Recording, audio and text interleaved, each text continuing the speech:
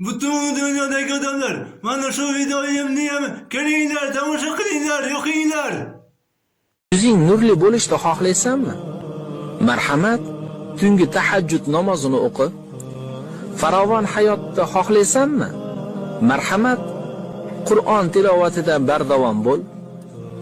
Saodatlik bo'lishni xohlaysanmi? Marhamat, namozlarni o'z vaqtida o'qi. Muammodan chiqib shod bo'lishni xohlaysanmi?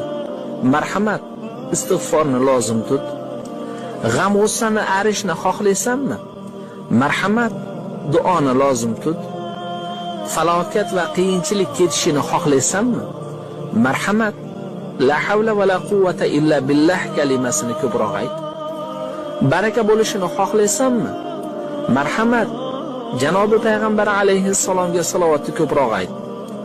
Savob olishni xohlaysanmi? Mana shu narsani mu'minlarga yetkazgin.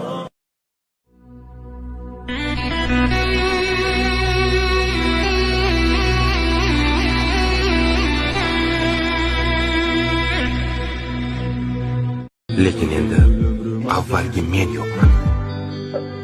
Chunki shularni o'rgandim. Ko'tara olmaydigan yuklarni ostida ezilishdan juda charchadim. Bunga endi kuchim yo'q.